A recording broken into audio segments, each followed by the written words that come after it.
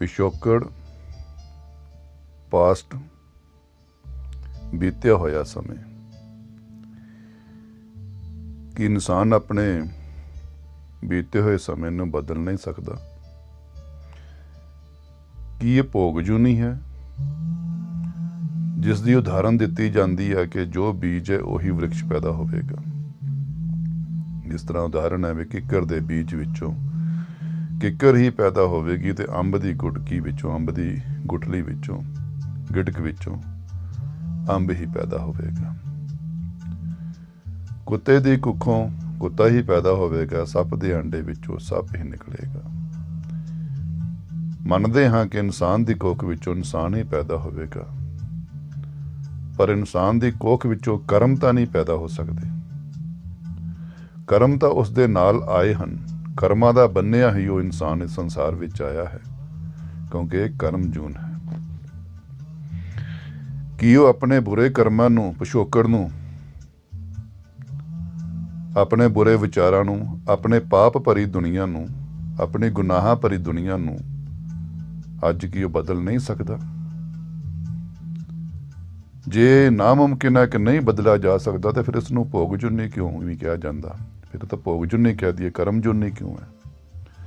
कर्म जून का मतलब की है कि असी जे कर चुके हाँ तो उन्होंने कर चुके कर दिए।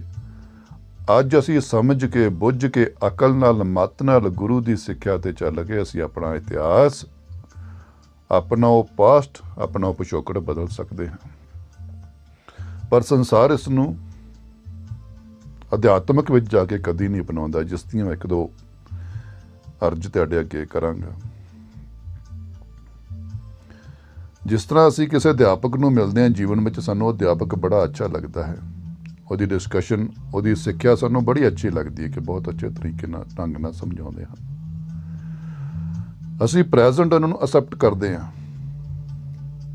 कि सर बहुत अच्छे हैं, चाहे ट्यूशन रखते हैं, चाहे असी क्लासेस करते हैं। पर कदी असी ये नहीं कोशिश करांगे कि उन्हों का पास्ट असी भुल्लीए, जाण दा पिछोकड़ जाणीए असी, क्योंकि सानूं मतलब नहीं। असी उन्होंने प्रेजेंट गुण नूं वेख रहे हैं। इसी तरह डॉक्टर को चल जाइए, वकील को चल जाइए, डॉक्टर को असी प्रेजेंट वेने कि की ये साडी बीमारी के हिसाब नाल सानूं सही सूट कर रहा है, तो असीं एक्सेप्ट कर लेने कि डॉक्टर बहुत अच्छा है। असी दूसरों भी सलाह दिंने कि नहीं भाई उस डॉक्टर को जाओ। असी कभी उन्होंने पास्ट दियां गलतियां, पास्ट दे उन्होंने कोई मिसटेक्स उन्होंने सामने नहीं लावांगे, ना असी खोलन की जां फुल्लन की कोशिश भी नहीं करांगे कि सानूं लोड़ ही नहीं हैगी, की जरूरत है सानूं। प्रेजेंट साडे सामने ने, वधिया ने, A1 ने, फस्ट क्लास ने। पर जदों कदी असी अध्यात्मक विच चल जाने आ, भगती च चल जाने आ, किसी साधु संत दे राबता हुन्ने, रूबरू हुन्ने आ, तो असी उन्हां दा इतिहास खोजन लग पैंदे आ। की यह जरूरी है कि बचपन तो ही जिसने जन्म लिया साधु संत होऊगा? बचपन तो एक रब ने सानूं इंसान ही बना के भेजिया। जे असी पूर्ण सीगे, असी स्वच्छ सीगे, तो असी जन्म विच आए ही क्यों? जन्म विच आए ही तां हाँ कि असी अधूरे हाँ। चाहे किसी का 10 कदम सफ़र रह गया, किसी का 2 कदम सफ़र रह गया, किसी का 50 कदम सफ़र रहिंदा हजे, सफ़र बाकी सी जां है, तां ही असी इंसान दी मानव दी जून विच, मानव जन्म विच आए हाँ। पर जदों इस भगती दी किते साधना दी गल चलदी आ तां असी उन्हां दे इतिहास बारे फुੱਲਣ ਲੱਗ पैंदे कि इतिहास च की करते सी। इन्हां दे वाल कट्टे सी, इन्हां ने वाल रखे सी, ये शराब पींदे सी, ये सो एंड सो करते सी, ये आ एंड आ करते सी। असी उस इतिहास नूं लिया के उन्हां दे सामने रखदे, तुसीं तां इहो जिहे सी जी, तुसीं तां आ करदे सी जी। पर असी भुल जाने कि वो करते सी, तुसीं आपदे मूँह कह रहे कि सी, असी अज क्यों नहीं राबता हो रहे, सामने हो रहे? कई अज अजिहे साधु संत मिल जाते हैं जिहड़े वेखण वास्ते ऐ निर्मल ने, बचपन तो ही निर्मले ने, पर अज अंदरों वो बिल्कुल ही शराबी ने, कबाबी ने। पर वो की लुके हुए ने, छुपे हुए ने। असी उन्हां दा इतिहास क्यों नहीं छड्ड पाउंदे? असी उस अध्यापक की तरह उस ਡਾਕਟਰ ਦੀ ਤਰ੍ਹਾਂ ਕਿਉਂ ਨਹੀਂ ਸਾਹਮਣੇ ਰੂਬਰੂ ਹੁੰਦੇ? ਨਹੀਂ ਸਰ, ਸਾਨੂੰ ਤਾਂ ਅੱਜ ਨਾਲ ਮਤਲਬ ਹੈ, ਅੱਜ ਤੁਸੀਂ ਸਿਖਾਓ, ਸਮਝਾਓ। ਜਿਸ ਦੀ ਇੱਕ ਛੋਟੀ ਜਿਹੀ ਉਦਾਹਰਨ ਦਊਂਗਾ, ਭਾਈ ਰਵਿਦਾਸ ਜੀ ਚਮਿਆਰ ਸਨ, ਜੋ ਕਿ ਇਤਿਹਾਸ ਕਹਿੰਦਾ ਕਿ ਚਮਿਆਰ ਸਨ ਮੋਚੀ ਦਾ ਕੰਮ ਕਰਦੇ ਸਨ, ਸਾਰਾ ਦਿਨ ਚੰਮ ਵਿੱਚ ਰਹਿੰਦੇ ਸਨ, ਉਹਨਾਂ ਦੇ ਆਸੇ ਪਾਸੇ ਜੁੱਤੀਆਂ ਹੁੰਦੀਆਂ ਸਨ, ਚਮੜਾ ਹੁੰਦਾ ਸੀ, ਪਰ ਉਹ ਅੰਦਰੋਂ ਉਹਨਾਂ ਦੀ ਲਿਵ, ਉਹਨਾਂ ਦਾ ਧਿਆਨ, ਉਹਨਾਂ ਦਾ ਅੰਤਰ ਮਨ ਜਿਹੜਾ ਉਹ ਈਸ਼ਵਰ ਨਾਲ ਜੁੜਿਆ ਹੋਇਆ ਸੀ। ਬਾਹਰੀ ਤੌਰ ਤੇ ਚਮਿਆਰ ਦੇਖਦੇ ਸਨ ਲੋਕਾਂ ਨੂੰ, ਪਰ ਉਹ ਅੰਦਰੋਂ ਚਮਿਆਰ ਨਹੀਂ ਰਹੇ ਸਨ। ਉਹ ਅੰਦਰੋਂ ਈਸ਼ਵਰ ਨਾਲ ਇੱਕਮਿਕ ਹੋ ਕੇ ਆਪਣੇ ਹੱਥਾਂ ਨਾਲ ਭਾਵੇਂ ਜੁੱਤੀਆਂ ਗੰਢਦੇ ਸਨ, ਪਰ ਮਨ ਦੇ ਨਾਲ ਉਹ ਮਾਲਕ ਦਾ ਸਿਮਰਨ ਕਰੀ ਜਾਂਦੇ ਸਨ। ਦੁਨੀਆ ਉਹਨਾਂ ਨੂੰ ਚਮਿਆਰ ਕਹਿੰਦੀ ਸੀ ਕਿਉਂਕਿ ਉਹਨਾਂ ਨੂੰ ਜਾਤ ਦਿਖਦੀ ਸੀ। ਅੱਜ ਦੇ ਸਾਧੂ ਸੰਤ, ਕਈ ਮਹਾਂਪੁਰਖ ਐਸੇ ਨੇ, ਉਹ ਬੈਠੇ ਨੇ ਗੁਰਦੁਆਰੇ, ਬੈਠੇ ਨੇ ਮੰਦਿਰ, ਬੈਠੇ ਨੇ ਮਸੀਤ, ਬੈਠੇ ਨੇ ਗਿਰਜੇ 'ਚ, ਬੈਠੇ ਨੇ ਡੇਰੇ 'ਚ, ਧਾਰਮਿਕ ਬਾਣੇ ਪਾ ਕੇ ਆਸ-ਪਾਸ ਮਾਹੌਲ ਵੀ ਧਾਰਮਿਕਤਾ ਦਾ ਬਣਾ ਰੱਖਿਆ ਉਹਨਾਂ ਨੇ। ਨਗਰ ਕੀਰਤਨ ਚੱਲ ਰਹੇ ਨੇ, ਉਸ ਕਮਰੇ ਵਿੱਚ ਬੜੀ ਸੋਹਣੀ ਆਵਾਜ਼ ਬਣਾਈ ਹੋਈ ਹੈ, ਪਰ ਜਦੋਂ ਉਹਨਾਂ ਦੇ ਕੋਲੇ ਕੋਈ ਔਰਤ ਆਉਂਦੀ ਹੈ ਤਾਂ ਉਹਨਾਂ ਦਾ ਅੰਦਰੂਨੀ ਵਿਚਾਰ ਉਹ ਚਮਿਆਰ ਵਰਗਾ ਬਣ ਜਾਂਦਾ, ਜਿਹੜਾ ਕਿ ਚੰਮ ਵੇਖਦਾ ਹੈ। ਬਾਹਰੋਂ ਤਾਂ ਜ਼ਬਾਨੋਂ ਤਾਂ ਉਹ ਵੀ ਧੀ ਭੈਣ ਕਹਿੰਦੇ ਨੇ, ਮੇਰੀ ਧੀ, ਪਰ ਅੰਦਰੋਂ ਵਿਚਾਰਧਾਰਾ ਉਹਨਾਂ ਦੀ ਉਹ ਚਮਿਆਰ ਵਾਂਗੂ ਉਸ ਔਰਤ ਦਾ ਚੰਮ ਦੇਖਦੀ ਹੈ, ਸੁੰਦਰਤਾ ਦੇਖਦੀ ਹੈ। ਉਹਨਾਂ ਦੀ ਅਧਿਆਤਮਕ ਸੁੰਦਰਤਾ ਨਹੀਂ ਜਾਂਦੀ, ਜਾਂ ਆਪਣੀ ਆਤਮਿਕ ਸੁੰਦਰਤਾ ਨਹੀਂ, ਉਹ ਤਨ ਦੀ ਨਜ਼ਰ ਤੋਂ ਉਹਨਾਂ ਦੀ ਤਨ ਦੀ ਸੁੰਦਰਤਾ ਨਿਹਾਰਦੇ ਹਨ। ਤਾਂ ਅਸੀਂ ਵਿਚਾਰ ਕਰੀਏ ਕਿ ਚਮਿਆਰ ਕੌਣ ਹੈ? ਕਿ ਜਿਹੜੇ ਜੁੱਤੀਆਂ ਵਿੱਚ ਰਹਿੰਦੇ ਸਨ, ਚੰਮ ਵਿੱਚ ਰਹਿੰਦੇ ਸਨ, ਕਿ ਜਾਂ ਰਹਿੰਦੇ ਤਾਂ ਮਾਹੌਲ ਵਧੀਆ 'ਚ, ਸ਼ੁੱਧ ਵਾਲੇ ਮਾਹੌਲ 'ਚ ਰਹਿੰਦੇ ਨੇ, ਸਾਫ਼ ਮਾਹੌਲ ਵਿੱਚ ਰਹਿੰਦੇ ਨੇ, ਅਧਿਆਤਮਕ ਵਾਲੇ ਮਾਹੌਲ 'ਚ ਰਹਿੰਦੇ ਨੇ, ਪਰ ਅੰਦਰੋਂ ਅੱਜ ਵੀ ਚਮਿਆਰ ਵਾਲਾ ਸੁਭਾਅ, ਚੰਮ ਵੇਖਣ ਵਾਲਾ ਸੁਭਾਅ, ਜਿਹੜੀ ਚੰਮ ਵੇਖਣ ਦੀ ਆਦਤ ਪਈ ਹੋਈ ਸਾਡੇ ਮਨ ਨੂੰ, ਕਿ ਹਰ ਔਰਤ ਧੀ ਭੈਣ ਦਾ ਚੰਮ ਵੇਖਦੇ ਨੇ, ਉਹ ਅਸੀਂ ਨਹੀਂ ਛੱਡ ਪਾਏ। ਸਾਨੂੰ ਅੱਜ ਸਾਧੂ ਸੰਤ ਕੋਈ ਵੀ ਹੈ, ਕਿਉਂਕਿ ਸਾਡੀ ਵਿਚਾਰਧਾਰਾ ਇੰਨੀ ਗਹਿਰੀ ਨਹੀਂ ਹੁੰਦੀ ਕਿ ਅਸੀਂ ਉਸ ਦੇ ਅੰਦਰ ਵਿਚਾਰ ਪੜ੍ਹ ਸਕੀਏ। ਅਸੀਂ ਉਸ ਨੂੰ ਬਾਹਰੋਂ ਹੀ ਜਾਣਨ ਦੀ ਕੋਸ਼ਿਸ਼ ਕਰਦੇ, ਔਰ ਸਾਡੇ ਧੋਖੇ ਦੀ ਵਜ੍ਹਾ ਵੀ ਇਹ ਕਿ ਅਸੀਂ ਉਸ ਨੂੰ ਬਾਹਰੋਂ ਵੇਖਦੇ, ਕਿਉਂਕਿ ਸਾਡਾ ਇੱਕ ਸੁਭਾਅ ਬਣ ਚੁੱਕਿਆ ਸਾਧੂ ਸੰਤ ਨੂੰ ਅਸੀਂ ਕਿੱਥੋਂ ਲੱਭਦੇ ਹਾਂ। ਪਹਿਲਾਂ ਤਾਂ ਸਾਡੇ ਅੰਦਰ ਇਹ ਵਿਚਾਰ ਬਣ ਜਾਂਦੀ ਕਿ ਇਹਨਾਂ ਦੇ ਬਾਣਾ ਬਹੁਤ ਸੋਹਣਾ ਪਿਆ ਹੋਣਾ ਚਾਹੀਦਾ। ਸਿੱਖ ਧਰਮ ਮੁਤਾਬਕ ਸੱਜਿਆ ਹੋਵੇ, ਹਿੰਦੂ ਧਰਮ ਮੁਤਾਬਕ ਸੱਜਿਆ, ਮੁਸਲਮਾਨ ਧਰਮ ਮੁਤਾਬਕ, ਧਰਮ ਦੇ ਮੁਤਾਬਕ ਸੱਜਿਆ ਸਜਾਇਆ ਹੋਵੇ। ਉਹ ਸਿੱਖ ਦਸਤਾਰ ਕਕਾਰ ਲੱਭੇਗਾ, ਮੁਸਲਮਾਨ ਹਰਾ ਕੱਪੜਾ ਚੋਲਾ ਸੁੰਨਤ ਲੱਭੇਗਾ, ਮੁੱਛਾਂ ਕੱਟੀਆਂ ਹੋਣ, ਦਾੜੀ ਲੰਬੀ ਹੋਵੇ, ਹਿੰਦੂ ਜਨੇਊ ਧਾਰੀ ਹੋਵੇ, ਟਿੱਕਾ ਲੱਗਾ ਹੋਵੇ, ਧੋਤੀ ਪਾਈ ਹੋਵੇ। ਆਪਣੇ ਆਪਣੇ ਧਰਮ ਦੇ ਵਿੱਚ, ਪਹਿਰਾਵੇ ਦੇ ਵਿੱਚ ਅਸੀਂ ਸਾਧੂ ਸੰਤ ਲੱਭਦੇ ਹਾਂ, ਪਰ ਅਧਿਆਤਮਿਕ ਦੀ ਨਜ਼ਰ ਨਾਲ ਵੇਖੀਏ, ਇਹ ਜ਼ਰੂਰੀ ਤਾਂ ਨਹੀਂ ਕਿ ਉਸ ਲਿਬਾਸ ਦੇ ਵਿੱਚ ਪੂਰਨ ਸਾਧੂ ਸੰਤ ਬੈਠਾ ਹੋਵੇ। ਭੇਖ ਦਿਖਾਵੇ, ਸੱਚ ਨਾ ਕਮਾਵੇ। ਸਾਧਨਾ ਕਿਹਨੂੰ ਕਹਿੰਦੇ ਨੇ? ਜਿਹੜੀ ਕਮਾਈ ਜਾਂਦੀ ਆ, ਜਿਹੜੀ ਅਸੀਂ ਪੜ੍ਹਦੇ ਪਏ, ਉਹ ਸਾਧਨਾ ਨਹੀਂ। ਉਹ ਤਾਂ ਸਾਨੂੰ ਸਮਝਾ ਰਹੀ ਹੈ, ਗੁਰਬਾਣੀ ਸਮਝਾ ਰਹੀ ਹੈ, ਗੀਤਾ ਸਮਝਾ ਰਹੀ ਹੈ, ਬਾਈਬਲ ਸਮਝਾ ਰਹੀ ਹੈ, ਪਰ ਅਸੀਂ ਸਾਧਨਾ ਕਰਨੀ, ਅਸੀਂ ਪੜ੍ਹਨ ਨੂੰ ਹੀ ਸਾਧਨਾ ਸਮਝੀ ਜਾਂਦੇ ਹਾਂ, ਪੜ੍ਹੀ ਜਾਂਦੇ ਹਾਂ। ਕਹਿੰਦੇ ਨੇ ਪੜ੍ਹ ਗੱਡੀ ਲੱਦੀਏ। ਵਿਚਾਰ, ਜਿੰਨਾ ਚਿਰ ਅਸੀਂ ਵਿਚਾਰ ਨਹੀਂ ਕੀਤੀ, ਇਸ ਦੀ ਵਿਚਾਰਧਾਰਾ ਜਿੰਨਾ ਚਿਰ ਗਹਿਰਾਈ ਨਹੀਂ ਗਈ, ਔਰ ਜਿਹੜੀ ਸਿੱਖੀ ਹੋਈ ਚੀਜ਼ ਸਾਡੇ ਕਰਮ 'ਚ ਨਹੀਂ ਬਣੀ, ਕਿਉਂਕਿ ਅਸੀਂ ਕਰਮ ਜੂਨ ਹੈ। ਭਗਤੀ ਸਾਡੇ ਕਰਮ ਵਿੱਚ ਆਉਣੀ ਚਾਹੀਦੀ ਆ, ਕਰਮ ਵਿੱਚ ਧਰਮ ਆਉਣਾ ਚਾਹੀਦਾ ਹੈ। ਸਿਰਫ ਸਾਡੇ ਪੜ੍ਹਨ 'ਚ, ਸੁਣਨ 'ਚ, ਸਮਝਣ ਤੱਕ ਹੀ ਸੀਮਿਤ ਨਹੀਂ ਰਹਿਣੀ ਚਾਹੀਦੀ ਭਗਤੀ। ਅਸੀਂ ਕਰਨੀ ਹੈ ਭਗਤੀ ਕਿਸ ਤਰ੍ਹਾਂ? ਕਰਮ ਦੇ ਜ਼ਰੀਏ, ਮਾਨਵਤਾ ਦੇ ਭਲਾਈ ਦੇ ਜ਼ਰੀਏ। ਨਾਨਕ ਦੇਵ ਮਹਾਰਾਜ ਜੀ ਆਏ ਨੇ, ਉਹਨਾਂ ਨੇ ਕੀ ਕੀਤਾ ਸੀ? ਕਿ ਅੰਦਰ ਵੜ ਕੇ ਸਮਾਧੀ ਹੀ ਲਾ ਛੱਡੀ ਸੀ। ਸਿਮਰਨ ਵੀ ਕਰਦੇ ਸੀ, ਸਾਧਨਾ ਵੀ ਕਰਦੇ ਸੀ, ਮਾਨਵਤਾ ਦੀ ਭਲਾਈ ਵੀ ਕਰਦੇ ਸੀ। ਉਹ ਗਿਆਨ ਦੇ ਤਰੀਕੇ ਨਾਲ ਮਾਨਵਤਾ ਦੀ ਭਲਾਈ ਕਰਦੇ ਸੀ। ਔਰ ਮਹਾਰਾਜ ਨੇ ਇੰਨੀ ਅੱਛੀ ਬੋਲੀ ਸਿਖਾਈ ਹੈ, ਭਾਈ ਕਿਰਤ ਕਰ, ਨਾਮ ਜਪ, ਵੰਡ ਕੇ ਛਕ। ਉਹਨਾਂ ਨੇ ਇਹ ਨਹੀਂ ਕਿਹਾ ਕਿ ਨਾਮ ਜਪ ਪਹਿਲੋਂ ਕਿਹਾ ਕਿਰਤ ਕਰ, ਕਿਉਂਕਿ ਸਾਡੀ ਭਗਤੀ ਇੱਥੋਂ ਹੀ ਸ਼ੁਰੂ ਹੁੰਦੀ, ਸਮਾਜਿਕ ਤੌਰ ਤੇ ਹੀ ਸ਼ੁਰੂ ਹੋਣੀ ਆ। ਅਸੀਂ ਮਾਂ ਬਾਪ ਦਾ ਖਾਧਾ ਹੋਇਆ, ਪਹਿਲੋਂ ਅਸੀਂ ਬਚਪਨ ਤੋਂ ਲੈ ਕੇ ਜਵਾਨੀ ਤੱਕ ਮਾਂ ਬਾਪ ਦਾ ਹੀ ਖਾਧਾ, ਸਮਾਜ ਦਾ ਹੀ ਖਾਧਾ, ਕਿਉਂਕਿ ਸਾਨੂੰ ਹੋਸ਼ ਨਹੀਂ ਹੁੰਦੀ, ਅਸੀਂ ਛੋਟੇ ਹੁੰਦੇ ਹਾਂ।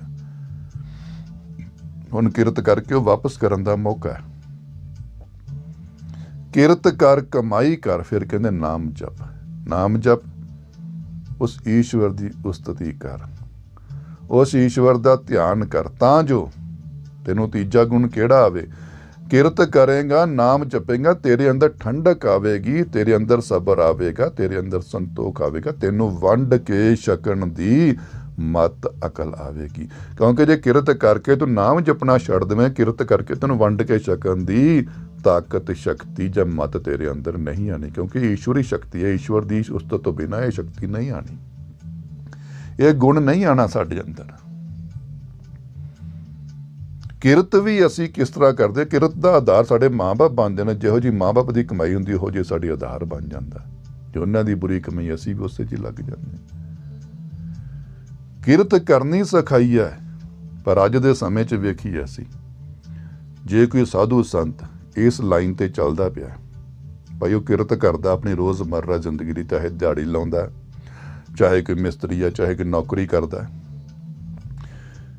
ਫਿਰ ਉਹ ਸਿਮਰਨ ਵੀ ਕਰਦਾ ਉਸ ਰੱਬ ਦਾ, ਗੁਰਬਾਣੀ ਪੜ੍ਹਦਾ, ਅਮਲ ਕਰਦਾ, ਫਿਰ ਵੰਡ ਕੇ ਛਕਦਾ ਵੀ ਆ, ਆਪਣੇ ਵਿਚਾਰ ਵੀ ਸਾਂਝੇ ਕਰਦਾ, ਜਿਸ ਨੂੰ ਅਸੀਂ ਸਾਤਸੰਗ ਕਹਿ ਦਿੰਦੇ, ਚਾਹੇ ਅਸੀਂ ਸਮਾਗਮ ਕਹਿ ਦਿੰਦੇ, ਉਹ ਕਰਦਾ। ਉਹ ਸਮਾਗਮ ਖਤਮ ਹੋ ਕੇ ਫਿਰ ਆਪਣੀ ਰੋਜ਼ਮਰਰਾ ਜ਼ਿੰਦਗੀ 'ਚ ਨੌਕਰੀ ਕਰਦਾ, ਪੇਸ਼ਾ ਕਰਦਾ, ਚਾਹੇ ਦਿਹਾੜੀ ਕਰਦਾ। ਅਸੀਂ ਇਹਨੂੰ ਕਦੀ ਸੰਤ ਮੰਨਾਂਗੇ ਹੀ ਨਹੀਂ। ਅਸੀਂ ਐਕਸੈਪਟ ਹੀ ਨਹੀਂ ਕਰਾਂਗੇ ਕਿ ਇਹ ਸੰਤ ਹੈ। ਨਹੀਂ, ਇਹ ਸੰਤ ਹੈ ਹੀ ਨਹੀਂ ਜੀ, ਇਹ ਤਾਂ ਕੰਮ ਤੇ ਵੀ ਜਾਂਦਾ। ਗੁਰੂ ਨਾਨਕ ਦੇਵ ਜੀ ਦਾ ਤਾਂ ਸਿਧਾਂਤ ਹੀ ਇਹ ਸੀ, ਭਾਈ ਕਿਰਤ ਕਰ। ਅਸੀਂ ਸੰਤ ਕਿਹਨੂੰ ਕਵਾਂਗੇ? ਚਿੱਟਾ ਚੋਲਾ ਜਿਹੜਾ ਦਾਗ ਨਹੀਂ ਲੱਗਣ ਦਿੰਦਾ, ਅੱਗੇ ਪਿੱਛੇ ਉਹਦੇ 8-10 ਗੜਵਈ ਹੋਣ, ਬਾਰੀ ਖੋਲ੍ਹਣ ਦੀ, ਗੱਡੀ ਦੀ ਬਾਰੀ ਖੋਲ੍ਹਣ ਨੂੰ ਵੀ ਉਹਦੇ ਅੱਗੇ ਪਿੱਛੇ ਬੰਦੇ ਹੋਣ, ਜਿਵੇਂ ਕਿ ਉਹਦੇ ਹੱਥਾਂ ਨੂੰ ਖੁਦ ਨੂੰ ਕੋਈ ਕਮਜ਼ੋਰੀ ਆ ਗਈ ਆ। ਗੱਡੀ 'ਚ ਬਹਿੰਦਾ ਵੀ, ਸੀਟ ਤੇ ਵੀ ਤੌਲੀਆ ਵਿਛਿਆ ਹੁੰਦਾ ਚਿੱਟਾ, ਉਹਦੇ ਪੈਰਾਂ ਥੱਲੇ ਵੀ ਤੌਲੀਆ ਵਿਛਾ ਕੇ ਚਿੱਟਾ। ਉਤਰਦੇ ਸਾਰ ਫੁੱਲਾਂ ਦੀ ਵਰਖਾ, ਬਹਿੰਦੇ ਸਾਰ ਫੁੱਲਾਂ ਦੀ ਵਰਖਾ, ਉੱਠਦੇ ਬਹਿੰਦੇ ਹੱਥ ਧਵਾਉਣੇ ਸਾਡੇ ਮਰ ਗਿਆ, ਗੜਵਈ ਬਣ ਕੇ ਅੱਗੇ ਪਿੱਛੇ ਤੁਰੇ ਫਿਰਨਗੇ। ਚੜਾਵੇ ਤੇ ਪਲਦਾ ਹੋਊਗਾ, ਮੁਰਦਾਰ ਖਾਂਦਾ ਹੋਊਗਾ, ਡੇਰਾ ਬੜਾ ਆਲੀਸ਼ਾਨ ਬਣਾਇਆ ਹੋਊਗਾ, ਜਿਹਦੇ ਅੱਗੇ ਪਿੱਛੇ ਚਮਚੇ, ਜਿਹਨੂੰ ਸੰਗਤ ਨਹੀਂ ਕਵਾਂਗੇ, ਚਮਚੇ ਘੁੰਮ ਰਹੇ ਹੋਣਗੇ ਨਾ, ਅਸੀਂ ਉਹਨਾਂ ਨੂੰ ਸਾਧੂ ਐਕਸੈਪਟ ਕਰ ਲੈਣੇ। ਇਹ ਆ ਸਾਧੂਤਾ। ਪਰ ਇਹ ਤਾਂ ਗੁਰਬਾਣੀ ਤੋਂ ਬਿਲਕੁਲ ਹੀ ਉਲਟ ਚਲਾ ਗਿਆ। ਸਾਧਨਾ ਗੁਣ ਹੈ ਜਿਹੜਾ ਕਮਾਇਆ ਜਾਂਦਾ ਹੈ, ਤੇ ਸਾਧੂ ਕੀ ਹੈ?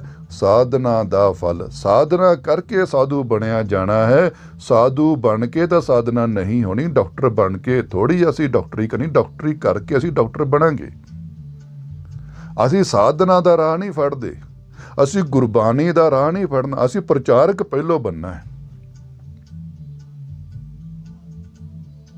ਅਸੀਂ ਆਪਣਾ ਆਪ ਨੂੰ ਨਹੀਂ ਅਸੀਂ ਵਿਚਾਰਨਾ, ਅਸੀਂ ਮੈਂ ਗੁਰਬਾਣੀ ਵਾਸਤੇ 3-4 ਮਹੀਨੇ ਜਾਂ 6 ਮਹੀਨੇ ਸਿੱਖਿਆ ਕਿਉਂ ਲੈਣੀ ਆ? ਮੈਂ ਕਿਉਂ ਉਸ ਗੁਰਬਾਣੀ ਨੂੰ ਕੰਠ ਕਰਨਾ ਚਾਹੁੰਦਾ? ਮੈਂ ਕਿਉਂ ਹਾਰਮੋਨੀਅਮ ਸਿੱਖਣਾ ਚਾਹੁੰਦਾ? ਮੈਂ ਕਿਉਂ ਇਹ ਵਿਚਾਰ ਵਿਮਰਸ਼ ਜਾਂ ਇਹ ਮਰਿਆਦਾ ਸਿੱਖਣੀ ਚਾਹੁੰਦਾ? ਮੈਂ ਇਹ ਨਹੀਂ ਕਿ ਮੈਂ ਅਪਣਾਉਣੀ ਆ, ਮੈਂ 6 ਮਹੀਨੇ ਸਾਲ ਬਾਅਦ ਇਹ ਸਿਖਲਾਈ ਲੈ ਕੇ ਮੈਂ ਦੂਜਿਆਂ ਨੂੰ ਸੁਣਾਉਣੀ ਆ, ਦੂਜਿਆਂ ਨੂੰ ਸਮਝਾਉਣੀ ਆ, ਤਾਂ ਜੋ ਮੈਂ ਇਸ ਦੇ ਜ਼ਰੀਏ ਵਪਾਰ ਕਰ ਸਕਾਂ। ਮੈਂ ਗੁਰਬਾਣੀ ਨੂੰ ਪੜ੍ਹ ਕੇ, ਗੁਰਬਾਣੀ ਨੂੰ ਸੁਣ ਕੇ, ਗੁਰਬਾਣੀ ਨੂੰ ਸਮਝ ਕੇ ਅਪਣਾਉਣਾ ਨਹੀਂ ਚਾਹੁੰਦਾ। ਮੈਂ ਬਸ ਅਪਣਾਉਣ ਤੋਂ ਬਿਨਾਂ ਵੰਡਣਾ ਚਾਹੁੰਦਾ। ਤੇ ਜਿਹੜੀ ਚੀਜ਼ ਅਪਣਾਈ ਨਹੀਂ ਗਈ, ਉਹ ਮਹਾਰਾਜ ਕਹਿੰਦੇ ਨੇ, ਉਹ ਨਦੀਆਂ, ਉਹ ਨਾਲੇ, ਉਹ ਜਿਨ੍ਹਾਂ 'ਚ ਬਾਰਿਸ਼ਾਂ ਜਦੋਂ ਆਉਂਦੀਆਂ ਨਾ, ਬਹੁਤ ਪਾਣੀ ਹੁੰਦਾ, ਪਰ ਬਾਰਿਸ਼ਾਂ ਮੁੱਕਣਾ ਫਿਰ ਸੁੱਕੇ ਦੇ ਸੁੱਕੇ ਨੇ। ਉਹਨਾਂ ਅੰਦਰ, ਆਪਣੇ ਅੰਦਰ ਇੱਕ ਬੂੰਦ ਵੀ ਟਿਕਾਉਣ ਦੀ ਕਾਬਲੀਅਤ ਨਹੀਂ ਹੈਗੀ ਕਿ ਇੱਕ ਬੂੰਦ ਵੀ ਪਾਣੀ ਦੀ ਕਿਤੇ ਆਪਣੇ ਅੰਦਰ ਟਿਕਾ ਕੇ ਦਿਖਾ ਦੇਣ। ਉਹ ਬਾਰਿਸ਼ਾਂ 'ਤੇ ਨਿਰਭਰ ਨੇ। ਬਾਰਿਸ਼ ਹੋ ਗਈ ਤੇ ਚੱਲ ਕਰਦੇ ਨੇ, ਨਹੀਂ ਹੋ ਗਈ ਤੇ ਸੁੱਕੇ ਪਏ ਨੇ। ਗੁਰਬਾਣੀ ਸਾਡਾ ਆਧਾਰ ਸੀ, ਸਾਡੇ ਅੰਦਰੋਂ ਗੁਰਬਾਣੀ ਨੂੰ ਨਿਕਲਣਾ ਸੀ, ਸਾਡੇ ਅੰਦਰੋਂ ਗੁਰਬਾਣੀ ਨੇ ਵਿਚਾਰ ਬਣ ਕੇ ਬਾਹਰ ਆਉਣਾ ਸੀ, ਜਿਸ ਨੂੰ ਕਿਹਾ ਜਾਂਦਾ ਸੀ ਗੁਰਬਾਣੀ ਆਧਾਰ, ਨਾਹਦ ਤੋਂ ਅਨਹਦ ਤੱਕ ਪਹੁੰਚਣਾ ਸੀ। ਇਸ ਜੋਤ ਤੱਕ ਪਹੁੰਚਣਾ ਸੀ। ਜਦ ਤੋਂ ਲੱਗ ਕੇ ਜੋਤ, ਕਿਉਂਕਿ ਸਿੱਖ ਨਾਮ ਹੈ ਜੋਤ ਦਾ। सो सिख गुरबाणी कहती है, सो सिख है भाई जिस ज्योति जोत मिलाई। असी तो जात विच ही फसे रह गए, शरीर तो अगे जा ही नहीं सके। क्यों? क्योंकि असी शरीर दे विच ही असी उलझ गए, शरीर दे अंदर नहीं उलझे, शरीर तक ही उलझ गए। असी इशनान, असी दान, असी मत्थे टेकन नूं, असी यात्रा करन नूं ही भगती इबादत समझ लिया। जद कि उस ईश्वर की प्राप्ति तो यात्रा रोकनी सी, कदम रोकने सी। मानसिक मानव दे ये जिहड़े भटक रहे मन के कदमां नूं बेड़ी पाउणी सी, एकाग्रता लियाउणी सी, टिकाउणा सी सबर संतोख दी मिठास भरी चार दुआरी विच। कदम क्यों नहीं रोके? क्योंकि सबर नहीं आया, संतोख नहीं आया। भज्जी जाता बंदा, दौड़ी जाता, दौड़ दौड़ दौड़ दौड़, मौत फिर आके जो अंकुश ला दिंदी है, फिर पछतावे होत क्या, रोंदा फिर बंदा। मानव जीवन मिला सी कर्म जून, लखां पाप कीते सी, हज़ारां पाप कीते सी, करोड़ां पाप कीते सी। ईश्वर की उस्तति जन्मां जन्मां दे, एक जन्म दे नहीं, जन्मां जन्मां दे पापां नूं मुक्त कर दिंदी है। कोट जन्म, एक अदे जन्म दी नहीं, कोट जन्मां दी। पर साडी मानसिकता, असी लिबास विच, असी डेरे च, असी संस्थावां विच उलझ जाने। अज भी जे एक सिख समाज की गल करा कि असी गुरबाणी दे दायरे विच आ गए हां। सानू गुरबाणी दे नां ते अज भी लुटिया ही जा रहा है, अज भी गुरबाणी दे नां ते ठग्या ही जा रहा है, अज भी गुरु मान्य ग्रंथ दे नां ते साडे नाल लुट हो रही है। जे असी विचार करिए कि साडा गुरु ग्रंथ है, साडा गुरु गुरबाणी है, तो असी अपने अंदर बैठ के विचार विमर्श क्यों नहीं करते? अज भी सानू क्यों लालसा है उठ के भज भज के असी बाहर नूं जाने आ, कीर्तन सुनते हैं। कीर्तन तो 24 घंटे सुनो, टीवी ते आंदा, यूट्यूब ते आंदा, होर तरीके नाल बड़े ना कीर्तन दा। कीर्तन की समझ नहीं आ रही सानू, कीर्तन की समझ तो असी वांझे रह गए हैं, असी गुरबाणी की समझ तो वांझे रह गए हैं। असी गुरबाणी नूं गुरु नहीं बना सके, सानू ग्रंथ का गुरु बना के पुजारी बना दिता गया। सानू सिख नहीं बन दिता गया कि तुसी गुरसिख बनो, तुसी गुरु पुजारी बनो। सानू पुजारी का राह सिखा दिता गया, भाई सवेर शाम तुसी आके सेवा करनी है, रमाला साहब पेटा करना है। सानू वंड किवें दिता गया? जपजी साहब का आ वेला, रहरास साहब जी का आ वेला। गुरबाणी समझण दा केड़ा वेला? जे वेला वक्त विचारिए कित वेले भगत करे। भगती भी वेलियां दी पाबंद है। सानू फुल वरसाउण ते ला दिता, सानू पालकियां बनाउण ते ला दिता, पालकियां बनाओ सोने दियां। महाराज जी कहंदे सी, गुरबाणी कहंदी आ, मूर्खा इस गुरबाणी दा लड़ फड़, पालकी तेरे वास्ते है। जदों तू शरीर छड्डेगा ना, तेनू ओ मालक, ओ वाहिगुरु, ओ अल्लाह, ओ साईं आप तेनू पालकी विच बिठा के, रहमत दी पालकी विच बिठा के, खुशबूआं भरी पालकी विच बिठा के, सिमरन दी साधना दी पालकी विच बिठा के तेनू उस मालक दे रूबरू कीता जावेगा। तेरी भगती करके तेरे उपर फुल्लां दी वर्खा होवेगी। ये सी साडी जिंदगी दा सिद्धांत, भगती सी। गुरसिख एक ओ औहदा सी, गुरसिख जिसनूं ताज किया जाता, एक ताज। असी दो गल्लां आ जांदियां, असी कहने असी गुरसिख हैं। अपने अंदर आवाज़ मार के देखिए, अपने अंदर नूं उठा के देखिए, अपने सुते ज़मीर नूं जगा के देखिए कि असी सचमुच गुरसिख हाँ। क्योंकि असी संसार नूं तां बुद्धू बना सकते हैं, समाज नूं तां असी बुद्धू बना सकते हैं, असी संसार दीयां अखां विच तां घट्टा पा सकते हैं, पर अपने ज़मीर दीयां अखां विच तां घट्टा कदी भी नहीं पैना। अपने आप नाल तां झूठ कदी भी नहीं बोलिया जाना, अपने आप तो नज़रां कदी भी नहीं चुराइयां जानियां। अपने आप नाल एक मत, ਇੱਕ ਧਿਆਨ ਹੋ ਕੇ ਗੁਰਬਾਣੀ ਦਾ ਓਟ ਆਸਰਾ ਲੈ ਕੇ ਗੁਰਬਾਣੀ ਨੂੰ ਅੰਗ ਸੰਗ ਸਮਝ ਕੇ ਗੁਰੂ ਨੂੰ ਅੰਗ ਸੰਗ ਸਮਝ ਕੇ ਸੱਚੇ ਮਨ ਨਾਲ ਆਪਣੇ ਆਪ ਨਾਲ ਵਿਚਾਰ ਕਰੀਏ ਕਿ ਮੈਂ ਸੱਚਮੁੱਚ ਗੁਰੂ ਦਾ ਸਿੱਖ ਹਾਂ।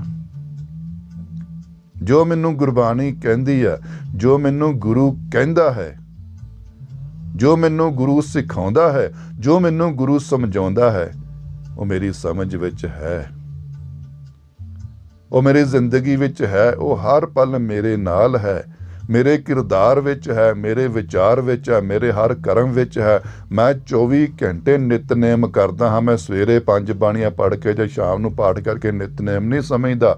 ਮੈਂ ਤਾਂ ਸਿੱਖਣ ਵਾਸਤੇ ਸਵੇਰੇ ਪਾਠ ਕਰਦਾ ਹਾਂ, ਉਸ ਤੋਂ ਬਾਅਦ ਮੈਂ ਸਾਰਾ ਦਿਨ ਨਿਤਨੇਮ ਕਰਦਾ। ਨੇਮ ਹਰ ਰੋਜ਼ ਕਰਮ ਕਰਦਾ ਹਾਂ, ਹਰ ਘੜੀ ਕਰਮ ਕਰਦਾ ਹਾਂ, ਨਿਤਨੇਮ। ਕੀ ਮੈਂ ਇਸ ਲਾਈਨ ਦਾ, ਕੀ ਮੈਂ ਇਸ ਵਿਚਾਰ ਦਾ ਗੁਰਸਿੱਖ ਬਣ ਗਿਆ ਹਾਂ? ਗੁਰਸਿੱਖ ਦਾ ਅਹੁਦਾ ਨਾ ਲਿਬਾਸਾਂ 'ਚ, ਨਾ ਸਰੀਰ ਤੇ, ਸਰੀਰ ਦੇ ਅੰਦਰ, ਸਰੀਰ ਦੇ ਰਹਿੰਦਿਆਂ ਬਣਾਉਣਾ ਪੈਣਾ।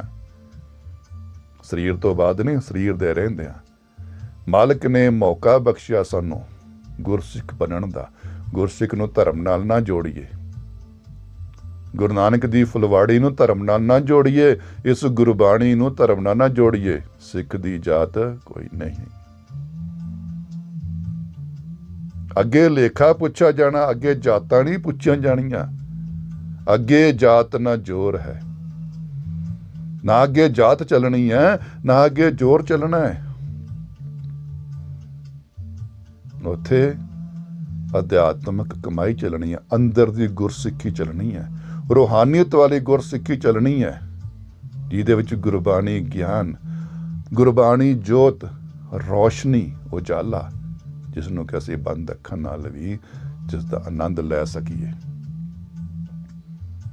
ਉਹ ਵਿਚਾਰ ਵੇਖੀਏ। ਜਦੋਂ ਅਸੀਂ ਉਸ ਗੁਰਬਾਣੀ ਨੂੰ ਉਸ ਮੱਤ ਤੱਕ ਲੈ ਕੇ ਅਸੀਂ ਮਨ ਤੋਂ ਅੱਗੇ ਪਹੁੰਚ ਗਏ, ਮੱਤ ਤੱਕ ਲੈ ਗਏ, ਤਾਂ ਸਾਡਾ ਅੱਜ ਹੀ ਇਹ ਡੇਰੇ ਬਣਾਉਣ ਦਾ ਚਾਅ, ਇਹ ਗੁਰਦੁਆਰੇ ਬਣਾਉਣ ਦਾ ਚਾਅ, ਇਹ ਮੰਦਰ ਮਸਜਿਦਾਂ ਬਣਾਉਣ ਦਾ ਚਾਅ ਅੱਜ ਹੀ ਖਤਮ ਹੋ ਜਾਏ। ਕਿਉਂਕਿ ਇਹ ਗੁਰਬਾਣੀ ਹੀ ਕਹਿੰਦੀ, ਡੱਡਾ ਡੇਰਾ ਇਹ ਨਹੀਂ, ਜਾਂ ਡੇਰਾ ਤੂੰ ਜਾਨ, ਉਹਾਂ ਕਾ ਡੇਰਾ ਸੰਜਮੋ, ਗੁਰ ਕੇ ਸ਼ਬਦ ਪਹਿਚਾਨ। ਅਸੀਂ ਡੇਰੇ ਦੀ ਪਹਿਚਾਨ ਨਹੀਂ ਕੀਤੀ, ਤਾਂ ਕਰਕੇ ਡੇਰਿਆਂ 'ਚ ਘੁੰਮਦੇ ਫਿਰਦੇ ਹਾਂ। ਅਸੀਂ ਹਰਿਮੰਦਰ ਦੀ ਪਹਿਚਾਨ ਨਹੀਂ ਕੀਤੀ, ਤਾਂ ਕਰਕੇ ਅਸੀਂ ਬਾਹਰ ਦੇ ਹਰਿਮੰਦਰਾਂ 'ਚ ਪਹੁੰਚਦੇ ਫਿਰੇ। ਹਰਿਮੰਦਰ ਇਹ ਸਰੀਰ ਹੈ। ਗੁਰਬਾਣੀ ਸਾਨੂੰ ਕਹਿੰਦੀ, ਭਾਈ ਬੰਦਿਆ, ਇਹ ਸਰੀਰ ਤੋਂ ਵੱਡਾ ਹਰਿਮੰਦਰ ਹੀ ਕੋਈ ਨਹੀਂਗਾ, ਜਿਸਮੇ ਹਰੀ ਕਾ ਵਾਸ। ਇਹਦੇ ਵਿੱਚ ਹੀ ਅੰਮ੍ਰਿਤ, ਇਹਦੇ ਵਿੱਚ ਹੀ ਗੁਰਬਾਣੀ, ਉਹ ਜਿਸ ਦੇ ਅੰਦਰ ਆਪ ਨਿਰਾਕਾਰ ਬੈਠਾ ਹੋਵੇ, ਬਾਕੀ ਚੀਜ਼ਾਂ ਬਾਹਰ ਰਹਿ ਜਾਣਗੀਆਂ। ਸੂਰਜ ਅੰਦਰ ਹੋਵੇ ਤੇ ਰੋਸ਼ਨੀ ਬਾਹਰ ਲੱਭੀਏ, ਖੁਸ਼ਬੂ ਫੁੱਲ ਅੰਦਰ ਹੋਵੇ ਤੇ ਖੁਸ਼ਬੂ ਬਾਹਰ ਲੱਭੀਏ। ਇਹ ਤਾਂ ਫਿਰ ਮੂਰਖਤਾ ਹੀ ਹੈ ਨਾ। ਸੂਰਜ ਅੰਦਰ ਹੈ, ਉਜਾਲਾ ਵੀ ਅੰਦਰ ਹੈ, ਗੁਰਬਾਣੀ ਅੰਦਰ ਹੈ, ਗਿਆਨ ਵੀ ਅੰਦਰ ਹੈ, ਅਨੁਭਵ ਅੰਦਰ, ਅਹਿਸਾਸ ਅੰਦਰ ਹੈ, ਦਰਸ ਅੰਦਰ ਹੈ, ਦੀਦਾਰ ਅੰਦਰ ਹੈ। ਬਸ ਆਪਣੇ ਆਪ ਨੂੰ ਜਾਣਨ ਦੀ ਜ਼ਰੂਰਤ ਹੈ, ਜਿਸ ਨੂੰ ਜਾਤ ਨੂੰ ਤੋੜ ਕੇ, ਜਿਸ ਨੂੰ ਕਹਿੰਦੇ ਨਾ ਕਪਾਲ, ਅਸੀਂ ਕਹਿੰਦੇ ਮੜੀਆਂ 'ਚ ਸਾਡਾ ਕਪਾਲ ਭੰਨਿਆ ਜਾਂਦਾ, ਡੰਡੇ ਮਾਰ ਕੇ ਕਪਾਲ ਪਾਉਂਦੇ, ਉਹ ਕਪਾਲ ਟੁੱਟਿਆ ਕੁਛ ਨਹੀਂ ਬਣਨਾ। ਸਾਨੂੰ ਜਿਉਂਦੇ ਜੀ ਆਪਣੇ ਹੱਥੀਂ ਆਪਣਾ ਕਪਾਲ ਭੰਨਣਾ ਪੈਣਾ, ਤੋੜਨਾ ਪੈਣਾ, ਤਾਂ ਜੋ ਮੈਂ ਇਸ ਦੇ ਅੰਦਰ ਜਾ ਕੇ ਆਪਣੀ ਜੋਤ ਨੂੰ ਦੇਖ ਸਕਾਂ। ਜਿਸ ਨੇ ਗੁਰਸਿੱਖ ਬਣਨਾ ਹੈ, ਜਿਸ ਨੇ ਮੁਕੰਮਲ ਅੱਲਾ ਦਾ ਇਸਲਾਮ ਕਬੂਲ ਕਰਨਾ, ਜਿਹਨੇ ਹਾਜੀ ਬਣਨਾ ਹੈ, ਜਿਸ ਨੇ ਪੂਰਨ ਅਧਿਆਤਮਕ ਬਣਨਾ ਹੈ, ਇਹ ਸਰੀਰ ਨੇ ਕਦੀ ਪੂਰਨ ਨਹੀਂ ਹੋਣਾ। ਨਾ ਇਹ ਮੁਸਲਮਾਨ, ਨਾ ਇਹ ਹਿੰਦੂ, ਨਾ ਇਹ ਸਿੱਖ, ਨਾ ਈਸਾਈ। ਇਹ ਮਿੱਟੀ ਦਾ ਭਾਂਡਾ ਹੈ, ਇਹ ਮਿੱਟੀ ਦਾ ਭਾਂਡਾ ਹੈ। ਇਹਦੀ ਅੰਦਰ ਦੀ ਚੀਜ਼ ਨਾਲ ਹੀ ਇਹਦੀ ਟੌਹਰ, ਜਾਂ ਕਹਿ ਲਓ ਇਹਦੀ ਚਮਕ ਹੈ। ਅੰਦਰ ਦੀ ਚੀਜ਼ ਸਾਡੇ ਹੱਥ ਹੈ। ਅਸੀਂ ਕਿਹੋ ਜਿਹੀ ਅੰਦਰ ਵਸਤ ਪਾਉਣੀ ਹੈ, ਕਿਹੋ ਜਿਹੀ ਖੋਜਣੀ, ਕਿਹੋ ਜਿਹੀ ਲੱਭਣੀ, ਉਹ ਸਾਡੀ ਮੱਤ ਹੈ, ਉਹ ਸਾਡਾ ਗਿਆਨ ਹੈ, ਸਾਡਾ ਆਪਣਾ ਰਾਹ ਹੈ। ਈਸ਼ਵਰ, ਅੱਲਾ, ਵਾਹਿਗੁਰੂ ਕੋਈ ਭੇਦ ਨਹੀਂ। ਭੇਦ ਕਿਉਂ ਆ? ਕਿਉਂਕਿ ਮੈਂ ਜਾਤ ਵਿੱਚ ਫਸਿਆ ਹਾਂ, ਹਜੇ ਜੋਤ ਵਿੱਚ ਨਹੀਂ ਨਾ ਪਹੁੰਚਿਆ। ਹਜੇ ਜਾਤੇ ਤੱਕ ਕਦੋਂ ਪਹੁੰਚਣਾ? ਮੈਂ ਹਜੇ ਜੋਤ ਤੱਕ ਹੀ ਨਹੀਂ ਪਹੁੰਚ ਪਾਇਆ। ਜੋਤ ਵਿੱਚ ਪਹੁੰਚਦਿਆਂ ਹੀ ਇਹ ਸਾਰੇ ਜਾਤ ਦੇ ਭੇਦ ਭਾਵ ਖਤਮ ਹੋ ਜਾਣਗੇ। ਕੋਈ ਨੀਚ ਨਹੀਂ ਰਵੇਗਾ, ਕੋਈ ਊਚ ਨਹੀਂ ਰਵੇਗਾ, ਕੋਈ ਅੰਮ੍ਰਿਤ ਧਾਰੀ ਕੋਈ ਸਾਹਿਤ ਧਾਰੀ ਵੀ ਨਹੀਂ ਰਹੇਗਾ। ਉਹ ਵੀ ਇੱਕ ਹੀ ਲੱਗਣਗੇ। ਅਵਲ ਅੱਲੇ ਨੂਰ ਉਪਾਇਆ, ਨੂਰ ਉਹ ਜੋਤ, ਉਸ ਨੂਰ ਚੋਂ ਹੀ ਅਸੀਂ ਨਿਕਲੇ ਹਾਂ। ਇੱਕੋ ਨੂਰ ਤੋਂ ਹੀ ਅਸੀਂ ਬੰਦੇ ਬਣੇ ਹਾਂ ਸਾਰੇ। ਇੱਕੋ ਨੂਰ ਚੋਂ ਹੀ ਸਾਡਾ ਜਨਮ ਹੋਇਆ ਹੈ। ਇੱਕੋ ਨੂਰ ਵਿੱਚੋਂ ਅਸੀਂ ਸਾਰੇ ਪੈਦਾ ਹੋਏ ਹਾਂ। ਅਸੀਂ ਉਸ ਰੱਬ ਦੇ ਨੂਰ ਨੂੰ ਵੰਡਦੇ ਪਏ ਹਾਂ। ਅਸੀਂ ਉਸ ਰੱਬ ਦੇ ਨੂਰ ਨੂੰ ਦੁਬਾਰਾ ਕਰਦੇ ਪਏ ਹਾਂ। ਸੂਰਜ ਨੂੰ ਦੀ ਰੋਸ਼ਨੀ ਨੂੰ ਕੰਧਾਂ ਕਰਕੇ ਵੀ ਕਹਿੰਦੇ ਆ ਵੰਡਿਆ ਨਹੀਂ ਜਾ ਸਕਦਾ। ਸਾਡੀ ਮੂਰਖਤਾ ਕਿ ਅਸੀਂ ਉਸ ਦੇ ਨੂਰ ਨੂੰ ਵੰਡਦੇ ਪਏ ਹਾਂ। ਅਸੀਂ ਆਪਣੀਆਂ ਬਣਾਈਆਂ ਚੀਜ਼ਾਂ ਨੂੰ ਵੰਡ ਸਕਦੇ, ਉਹਦੇ ਬਣਾਏ ਨੂਰ ਨੂੰ ਕਿਵੇਂ ਵੰਡਿਆ ਜਾਵੇਗਾ? ਉਹਦਾ ਤਾਂ ਨੂਰ ਹੀ ਇੱਕ ਹੈ, ਅਨੇਕ ਹੋਣ ਤੇ ਵੰਡ ਲਈਏ। ਜਿਵੇਂ ਇੱਕ ਸੂਰਜ ਦੀ ਉਦਾਹਰਨ ਦੇਵਾਂ, ਸੂਰਜ ਚੜ੍ਹਦਾ ਸਾਡੇ ਮੁਲਕ ਵਿੱਚ, ਸਾਡੇ ਮੁਲਕ ਛਿਪ ਜਾਂਦਾ, ਅਸੀਂ ਕਹਿੰਦੇ ਲਓ ਜੀ ਛਿਪ ਗਿਆ। ਪਰ ਧਿਆਨ ਨਾਲ ਸੋਚੀਏ, ਸੂਰਜ ਤਾਂ ਛਿਪਿਆ ਹੀ ਨਹੀਂ, ਦੂਸਰੇ ਮੁਲਕ 'ਚ ਅਜੇ ਵੀ ਵੇਖੋ ਕਿ ਗਿੱਜ ਚੜ੍ਹਦਾ ਹੋਣਾ। ਔਰ ਇਹ ਸਾਇੰਸ ਵੀ ਕਹਿੰਦੀ ਸੂਰਜ ਤਾਂ ਕਦੀ ਘੁੰਮਦਾ ਹੀ ਨਹੀਂ, ਸਾਡੀ ਇਹ ਸ੍ਰਿਸ਼ਟੀ ਘੁੰਮਦੀ ਪਈ ਹੈ। ਸੂਰਜ ਵੀ ਕਦੀ ਘੁੰਮਦਾ, ਉਹ ਤਾਂ ਖੜਾ ਹੈ। ਇਹ ਤਾਂ ਸਾਡੇ ਘੁੰਮਣ ਦੇ ਨਾਲ ਹੀ ਹਨੇਰਾ ਬਣ ਗਿਆ, ਰਾਤ ਬਣ ਗਈ, ਸਵੇਰ ਬਣ ਗਿਆ, ਠੰਡ ਬਣ ਗਈ, ਗਰਮੀ ਬਣ ਗਈ। ਇਹ ਸਾਡੀ ਮੂਰਖਤਾ ਹੈ। ਈਸ਼ਵਰ ਨੇ ਕਦੀ ਬਦਲਿਆ, ਅਸੀਂ ਬਦਲੇ ਹਾਂ। ਉਹ ਮਾਲਕ ਨਹੀਂ ਬਦਲਿਆ। ਉਹ ਮਾਲਕ ਸਦੀਆਂ ਤੋਂ ਜਿਹੋ ਜਿਹਾ ਸੀ ਅੱਜ ਵੀ ਉਹੋ ਜਿਹਾ ਹੀ ਹੈ। ਉਹ ਸਦੀਆਂ ਤੱਕ ਉਹੋ ਜਿਹਾ ਹੀ ਰਹੇਗਾ। ਅਸੀਂ ਬਦਲ ਗਏ ਹਾਂ ਕਿਉਂਕਿ ਅਸੀਂ ਜਾਤ ਵਿੱਚ ਫਸੇ ਹੋਏ ਹਾਂ, ਜੋਤ ਵਿੱਚ ਗਏ ਹੀ ਨਹੀਂ। ਜਿਸ ਦੀ ਜੋਤ ਦੀ ਇੱਕ ਹੋਰ ਉਦਾਹਰਨ ਦੇਵਾਂ, ਦੀਵਾ ਸੋਨੇ ਦਾ ਲੈ ਲਈਏ, ਦੀਵਾ ਚਾਂਦੀ ਦਾ ਲੈ ਲਈਏ, ਦੀਵਾ ਮਿੱਟੀ ਦਾ ਲੈ ਲਈਏ। ਉਹਦੇ ਵਿੱਚ ਪਾਈਏ ਅਸੀਂ ਸਰੋਂ ਦਾ ਤੇਲ, ਉਹਦੇ ਵਿੱਚ ਪਾਈਏ ਮਿੱਟੀ ਦਾ ਤੇਲ, ਉਹ 'ਚ ਪਾਈਏ ਅਸੀਂ ਦੇਸੀ ਘਿਓ। ਉਹਨਾਂ ਨੂੰ ਬਾਲ ਲਓ, ਜਗਾ ਲਓ, ਪਰ ਉਹਨਾਂ ਵਿੱਚ ਜਿਹੜੀ ਰੋਸ਼ਨੀ ਪੈਦਾ ਹੋਵੇਗੀ ਨਾ, ਉਹ ਇੱਕੋ ਜਿਹੀ ਹੋਵੇਗੀ। ਉਹਦਾ ਰੰਗ ਵੀ ਇੱਕੋ ਜਿਹਾ ਹੋਵੇਗਾ, ਉਹਦਾ ਸੇਕ ਵੀ ਇੱਕੋ ਜਿਹਾ ਹੋਵੇਗਾ, ਉਹਦਾ ਬਾਹਰ ਜਿਹੜਾ ਉਜਾਲਾ ਹੋਵੇਗਾ ਉਹ ਵੀ ਇੱਕੋ ਜਿਹਾ ਹੀ ਹੋਵੇਗਾ। ਕਿਉਂਕਿ ਜੋਤ ਤੱਕ ਪਹੁੰਚ ਗਏ ਹਾਂ, ਅਸੀਂ ਬਾਹਰ ਹੀ ਫਸੇ ਹੋਏ ਰਹਿ ਗਏ। ਮੇਰੇ ਕੋਲ ਸੋਨੇ ਦਾ ਦੀਵਾ, ਤੇਰੇ ਕੋਲ ਮਿੱਟੀ ਦਾ ਦੀਵਾ ਹੈ। ਤੇਰੇ ਕੋਲ ਮਿੱਟੀ ਦਾ ਤੇਲ ਹੈ, ਮੇਰੇ ਕੋਲ ਦੇਸੀ ਘਿਓ ਆ। ਉਹ ਭਾਈ ਭਲੇ ਪੁਰਖੋ, ਇਹਨੂੰ ਜਗਾ ਤਾਂ ਲਈਏ, ਇਸ ਨੂੰ ਜਗਾ ਤਾਂ ਲਈਏ। ਜਗਾਵਾਂਗੇ ਤਾਂ ਦਿਖੇਗੀ ਰੋਸ਼ਨੀ ਇੱਕ ਹੀ ਹੈ ਸਭ 'ਚ। ਇਸ ਕਰਕੇ ਭਾਈ ਸਿੱਖੋ, ਅਰਜ਼ ਹੈ ਅਸੀਂ ਗੁਰਸਿੱਖੀ ਨੂੰ ਪਹਿਚਾਣੀਏ, ਗੁਰੂ ਦੀ ਸਿੱਖੀ ਨੂੰ ਪਹਿਚਾਣੀਏ, ਜਿਹੜਾ ਗੁਰੂ ਮੇਰੇ ਅੰਦਰ ਬੈਠਾ ਹੈ।